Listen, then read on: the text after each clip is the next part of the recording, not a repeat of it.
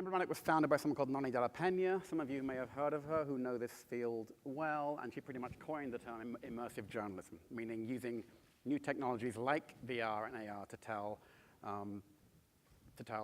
journalistic news stories. Some sample kind of examples of the kind of work that we have done and continue to do.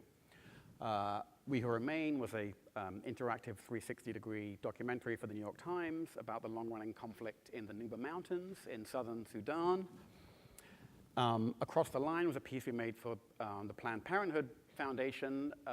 Dawn from PPFA was here this morning. Some of you may have heard her speak. That was a piece that was designed to recreate the experience that women go through when they are trying to access a Planned Parenthood clinic and they have to face run a gauntlet of angry protesters. So we literally put you in one of those women's shoes and experience what it's like to do that. We have a long-running partnership with PBS Frontline to explore what the documentary genre can do in VR. How can we use VR to extend documentary into a new medium? I'm making 3 pieces with them. I'm going to talk about 2 of them tonight, this evening, today, this afternoon. And finally, an interesting cross-section. It looks a little bit out of place among all these sort of investigative journalism pieces, but some of the work we've been doing, especially in AR, has led us into the field of data visualization, and we've been doing some really interesting work also for the Wall Street Journal. So I'm going to launch into it with a little bit of prehistory. Again, those of you who are sort of well-versed in this field may already know this piece. Forgive me, I'll make it as quick as I can. And first, some quick terminology that I'm going to use as I speak. I love VR. I love the innovation of it. I love the creativity of it. I hate the jargon. But these are words that we are forced to use because there is no other way to explain what it is that we do. So Emblematic Group mostly specializes in what we call volumetric, room scale, walk around VR. Can I get a show of hands who knows what that means versus 360 video? Pretty much, right? So a fully embodied experience, able to, again, walk around inside the, can you hear me if I wander? Is the mic on? Yes? Yes, okay, all right. So a fully embodied experience where I can wander around an entire scene and interact with it versus 360 video, which also has its pros, but is more or less a fishbowl, your head in a fishbowl. You can't change your orientation within the experience. So we really do mostly walk around. We've been pioneering recently new ways to capture data to make walk-around experiences essentially more realistic. I'm going to talk about that a little bit. Photogrammetry, capturing actual spaces in photoreal detail, and videogrammetry, also known as volumetric video capture, getting video in the round of actual real human beings. So some of the words I'll be using, and okay. This whole enterprise started before I was on the scene when Nani, my partner, in 2009, decided to recreate an actual event in downtown LA where a person was in line at a food bank. They were diabetic. They didn't get their food in time. They went into a coma and collapsed. Nani had real audio of this incident happening and decided, crazily at the time, to turn that into a virtual reality experience, to put you in the scene as if you had been there. It's ancient. I'm going to show you this because it's still the best example we have of how somebody reacts when they find themselves, quote unquote, inside this scene. There's too many people. There's too many people. Oh, somebody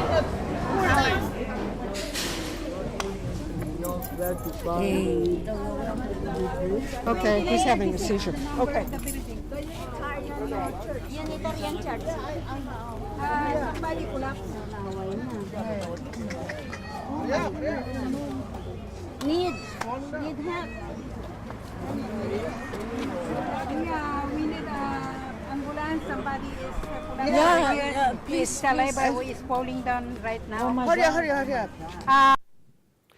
So that's the thing right there, right? That person is in an aircraft hangar-sized space at USC. He's got a huge contraption on his head, but he responds and reacts as though he's actually in this other scene. He's very careful not to step into people. He's very careful not to step onto the prostrate body on the ground. By the way, that's Alejandro Gonzalez Iñárritu, who was being the guinea pig there in that very, very early experience.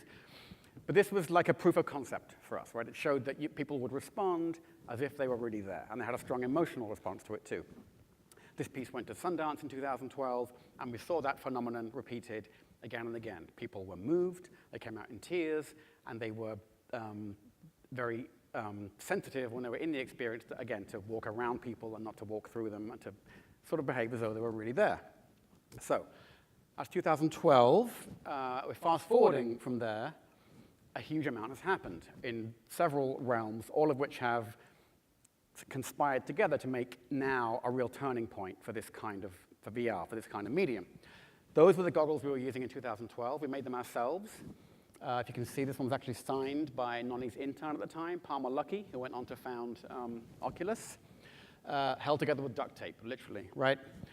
And now, 5 years later, there are several headsets on the market that allow you to do that same full walk-around experience. And there'll be a lot more come this fall. So the hardware side of things has really, really transformed. Equally important, certainly for the kind of journalistic work that we do, are the methods of data capture, right? So there used to be a trade-off. If you wanted realism, you had to do 360 video, because that's capturing, it's capturing reality in some way.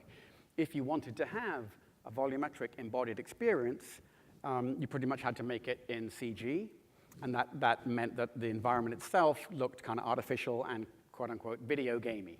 So there was a certain school of thought that was pushing back against the idea of doing journalism in this format. Photogrammetry has changed all of that. It's really coming to being over the past year. It's essentially it sounds simple, it's a little harder to do than it sounds. You can take a regular SLR camera, you can essentially walk around a space, take thousands and thousands of images, and then we have an algorithm that stitches those together to produce an environment, a geometrically precise 3D environment that maps one-to-one to the actual space, but with a level of photoreal detail that is astonishing, right? If you walk, what you're seeing here is the very first stage in the process for a NASA research vessel that we shot for a frontline piece about climate change in Greenland. Here's another one, fully finished. This is a solitary confinement cell in the Maine State Prison in Warren, Maine. We did this with the help of a company called Realities.io, a German company. You can't really get the full thing from this screen, but being inside this room is astonishing. You can bend down, look under the bed, you can see the grimy marks on the flip-flops, you can see every, literally, piece of grime and dirt that's etched into those walls over the last 50 years. So this is a major breakthrough, right? We can put you inside real spaces. That's environments. Now what about people? Again, going back to the example I showed you of a piece called Hunger in LA, we were using very primitive avatars back then. In fact, those avatars were donated by colleagues of Nonny's at USC. That technology has got much better. You can make much better looking characters, using those same techniques. But this new technique has come along called videogrammetry, which kind of puts it into a whole different realm. And I'm going to show you a quick video of what it's like to do a videogrammetry capture of a real person. What you're about to see is a guy called Kenny Moore, who was in this cell for over 5 years, not continually, but a cumulative 5+ years. He was inside the prison for 20 years. As part of this project with Frontline, we brought Kenny to LA to a partner company of ours called 8i. That's who's other pioneers in videogrammetry. And filmed him in a room with 52 cameras in a sort of, cameras in the round.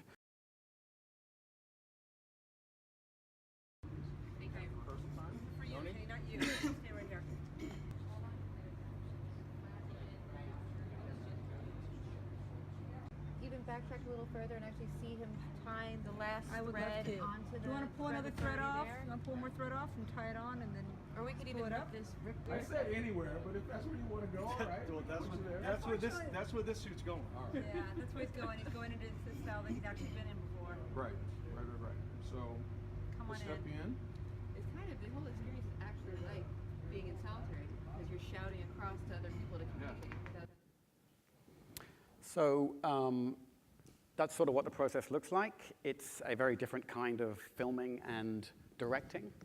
One of the things you have to work with is the sense that we're essentially capturing a hologram, right? And we're then going to take that hologram and insert it into this environment that we've created using photogrammetry. So the person, the subject, has to be directed to talk in such a way that they can sort of be understood from various parts of the room. There's a whole specific kind of spatial dynamics to how you do the recording. In case you were wondering what it was that he was spinning in his hand and doing with that, you'll now see the puzzle gets resolved here. So this is the hologram of Kenny now placed into that cell. This is captured using Fraps, which is a little piece of software for doing internal screen grabs of VR. So forgive me, it's a little shaky. Here's the fundamental problem, right? We keep having to sort of say or explain that the power of this medium goes beyond 2D, that once you're inside it, it's more powerful, it generates a stronger emotional response, it kind of possesses you in a way that 2D media frankly doesn't. And yet the only way we have of showing that to you is on 2D. So, more fool me. Anyway, we tried to move around here a little bit so you get a sense of what it's like. Because when you're experiencing this, you can walk around that room. You can see him from every angle and be exploring the room as he talks. Anyway, enough of me. Let's hear from Kenny explaining what it was that he was doing in that process you just saw. While you're in solitary confinement, one of the main ways to communicate and to get things from one cell to another is a thing that we call fishing. It's where you take a pair of boxers or anything that's in the cell that's useful to make a fishing line. Literally, they're fishing lines because that's what you do. You fish. You tie, get some paper, you make a string. We do this to pass desserts, kites, which are another word for letters, magazines, newspapers, anything basically that you want to get from one cell to another because there is absolutely no human contact.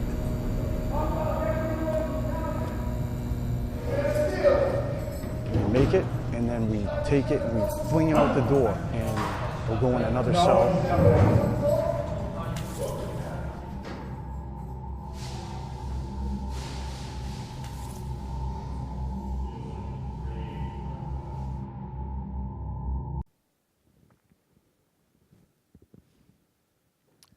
So it's a pretty powerful piece. Again, it's easy for me to say that. It's actually available on Steam for those of you who have access to an HTC Vive headset. And I guess all this is based on, this is all anecdotal observation, but we have put, I guess at this point, tens of thousands of people through these experiences, mostly at festivals and events, because currently the hardware is not so widely available. So it's mostly getting people at Sundance, at Tribeca, at various other events that we go to. But we've also seen firsthand the responses people have when they get inside these experiences. And on the one hand, it's sort of anecdotal observational. You can see that people are really moved. There is also a whole field of neuroscientific inquiry that has basically validated this notion of presence, the fact that VR has, because it sort of captures your entire field of vision, it essentially taps more powerfully into your cortex than any other kind of media does, and it's that's what makes it so powerful and so special. And it's become pretty much a cliche at this point to talk about presence and the power of presence and the power of presence to generate empathy. But we see it. We see it day in, day out, because we basically go around the world demoing these pieces all the time. It's absolutely true, certainly to me as an observer, that that the power of the emotional response is very intense. What we've started working with more recently, though, is a kind of correlative to that it's not just about having stronger feelings. It's not just about feeling, worse for Kenny because you're kind of in the cell with him and you get to have a sense of being a sort of, right there. I believe that there is a sense in which it's not just an emotional intake of information, but also an intellectual one. The fact that your entire body is present in the scene means that you can somehow absorb more information. I'm not clever enough to articulate that quite right, so I have a couple of quotes here to help me drive that one home. First is a guy called Leon von Schaek, actually an architect, theoretical architect, and a disciple of Roger Penrose, who was the pioneer in the field of spatial intelligence. Actually talking about architecture, but I think it's very apropos for VR. He said, intelligence is a distributed system, not something held like a command center in the brain and then distributed, but something that's present throughout the organism and linked together through the nervous system, right? So your entire body is a kind of a receptive instrument for stimuli, and hence being embodied in a VR experience allows you to take on not just stronger emotional responses, but more information, more data. Following up on that, this is a piece in Wired. Physically visualizing data empowers human cognitive processes and enables us to see what might not otherwise be seen when reviewing more traditional representations. So I have a couple of quick examples I'm going to close out with to see how we've tried to put that to the test. The first one takes us back to the Greenland piece I discussed earlier. So again, this is a co-production with Frontline, and it's about the warming and melting of the Greenland ice cap. And this is one of the most ambitious pieces we've done so far. We did exterior photogrammetry on the ice cap and melded that with 360 videos. We have a really great combination of realism and the ability to walk around. We also did photogrammetry of a helicopter and a NASA research vessel, and of two scientists who work on those vessels and presenting their findings. The single most pertinent piece of data they wanted to convey was the fact that most of the warming is coming from underneath, from warm water currents in the ocean, not just from the general raise in temperature of the atmosphere. So we've tried to incorporate what's essentially a physical 3D data visualization where we take you down into the water and you can see exactly what's going on here for yourself. Again, not as cool in 2D as it is in the real thing, but story of my life. So can we, let's run that one, please. Adds a clearer picture.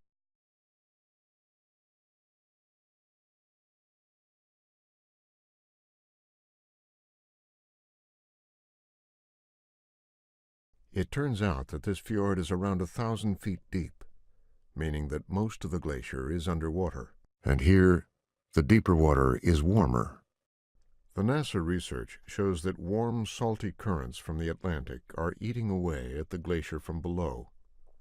And this appears to be happening to glaciers all around Greenland. So there you have it. When you're physically in it and you can turn and control which pieces of that diagram you're seeing, it's kind of uniquely powerful. Again, you don't see it so much on the 2D screen. But I wanted to talk about how we then took that same kind of principle and applied it to an entirely different field. This was a piece that we did, again, for the Wall Street Journal. And they wanted us to build an app for the launch of the Google Daydream platform, which is 360 with a little enhanced interactivity.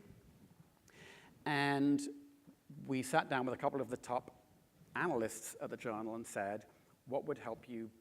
These are guys who spend all day, every day, looking at a series of 2D charts and graphs to try and gauge health and activity of the markets.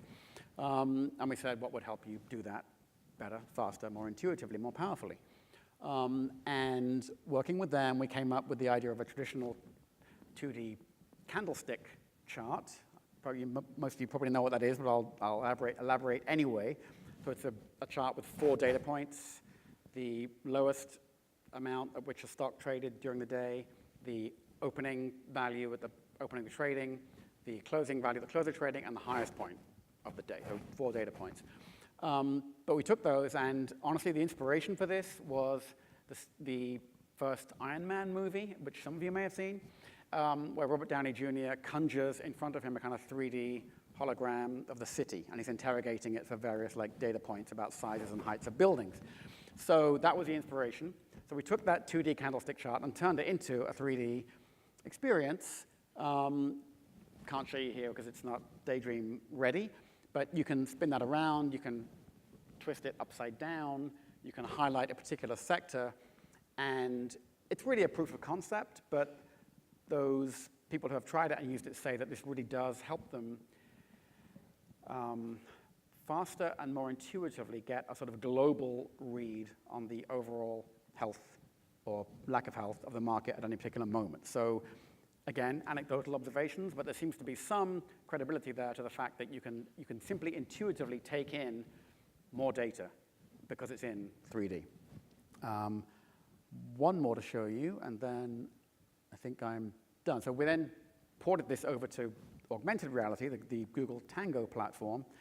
And in this example, you can see how that chart looks not in a fake environment, but projected onto the real world.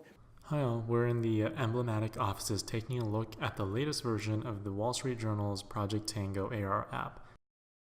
So once we're in the app, we're going to go ahead and it's going to prompt us to double tap to set where we want the visualization to appear. So I'm going to go ahead and tap above my desk so that it's floating above my desk. And then it's going to pull all the data from the Wall Street Journal servers about every single company on the index. And you'll see a lot of red and green. If you click the About Info button here in the bottom corner, it will tell you what you're looking at. So essentially the red represents negative change and the green represents positive change.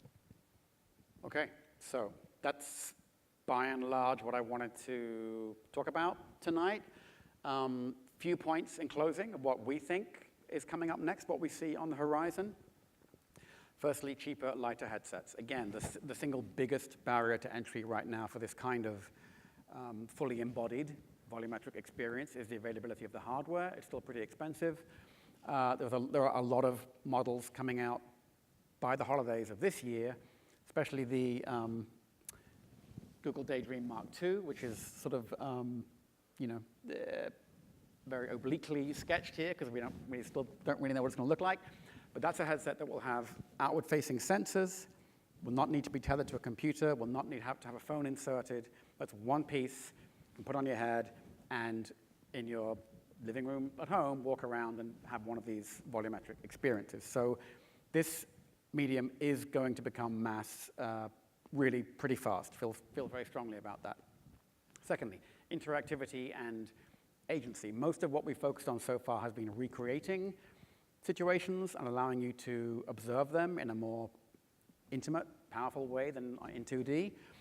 What we're working with now is bringing in the potential for interactivity that is enabled by controllers that come with these headsets so that you can actually become an agent in the experience. It's a very tricky area to navigate journalistically because obviously we don't want you to be able to alter the course of actual events. But there are some instances where it can just help you understand better what's going on to be put in the role of one of the participants. As an example, our third piece with Frontline is a piece about a murder case in Silicon Valley, a tech entrepreneur who was murdered, and someone was wrongfully charged with a crime based on the fact that that person's DNA evidence was found at the scene. So the burden of the Frontline documentary is to show how actually there are many, many ways in which DNA evidence can be cross-contaminated. It's not an open and shut thing that because it's there, this person was guilty. So we create this, we tell the story of this case and this investigation, interviews with the detectives that were involved, et cetera, but we then actually remodeled the room where the body was found, and you were able to go around and collect all the bits of evidence, submit them for DNA analysis, and get a sense of what's actually involved in that process, and therefore how easy it is actually for evidence to be misidentified. And that's something you're going to see more and more of because, I started out in web media a long, long time ago, and I think the overall arc digital media like that has gone from being information on a screen that you passively observed to apps that you interact with and use all the time. So interactivity is coming, just a matter of time. Thirdly, user-generated 3D, a whole new generation of phones coming out with 2 cameras, which enable those phones to capture 3D images and spaces. So 6 months, a year, 2 years from now, we'll all be able to walk around, wave our phones around, and do the kind of capture of realistic spaces that just took us 3 months in Maine to do that prison room. So this will become a user-generated phenomenon before too very long. And lastly, a social shared experience. Right now, these are pretty much one person at a time. We're already working on some pieces where you can be inside these experiences with others. And that's it. That's pretty much what I have to say. Thank you.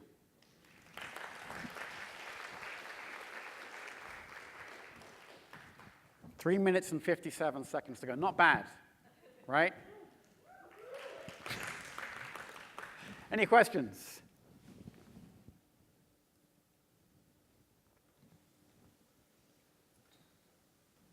None? I've got one. Yeah, I got one. Oh, okay. So what's your take on AR versus VR? Do you think one will become more predominant in the near term? In the near term, I think AR is going to become more predominant because it has more obvious practical physical uses in the real world. You know, like displays on your car windscreen, stuff like that. Before too very long, though, it'll be one device that lets you do both. That will be able to flick between a fully immersive VR experience. There will always be a value and a need for that because nothing beats that sensation of being fully transported somewhere else. But you can then also flick to have digital constructs projected onto the real world. You'll have one device capable of doing both. But I think AR will have a surge first before those things kind of meld. Yep. Yes. What's next for the Uncanny Valley in VR? Uncanny, I mean, honestly, I heard the Uncanny Valley question earlier. Part of me is like, bring it on. Like, we spend so long. I mean, there were two schools of thought there, right? We spend so long sometimes trying to make things, especially characters, look realistic, that I kind of welcome the fact that we finally got to be so good at it that people were kind of freaked out because they can't figure out if it's real or not, and they start having a weird reaction. Hallelujah. Bring it on. But again, we're a long way away from that, frankly. But I also have to agree vehemently with whoever answered the question earlier, that the gentleman asked about it.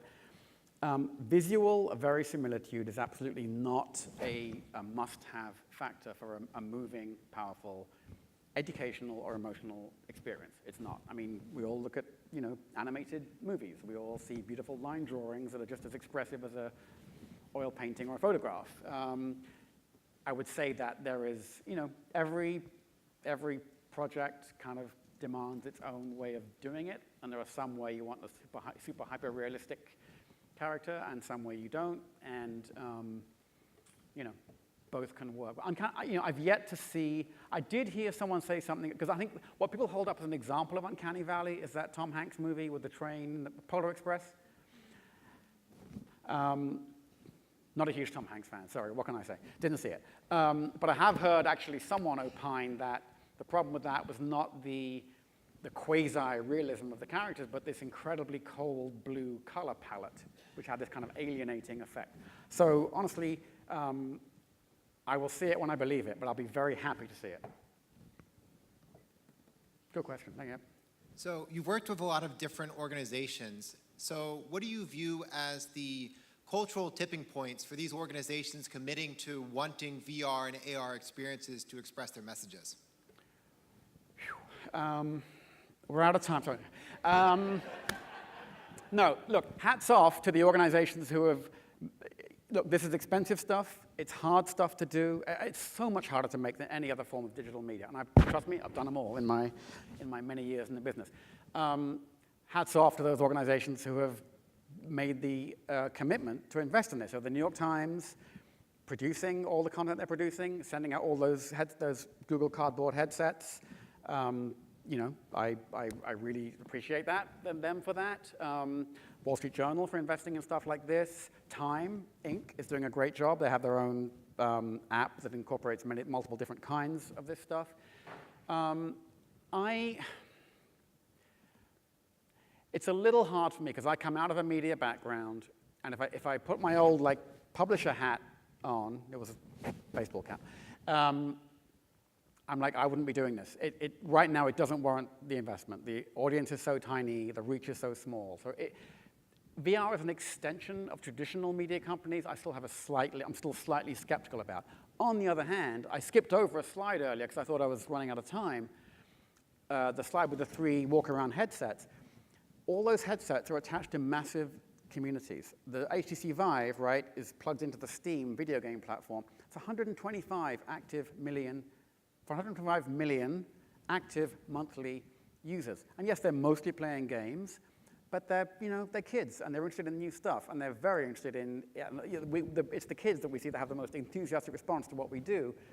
There's a massive other market there that's kind of waiting to be opened up, to start looking at not just games, but games that have some other kind of, news, impulse, some other kind of social awareness, yeah.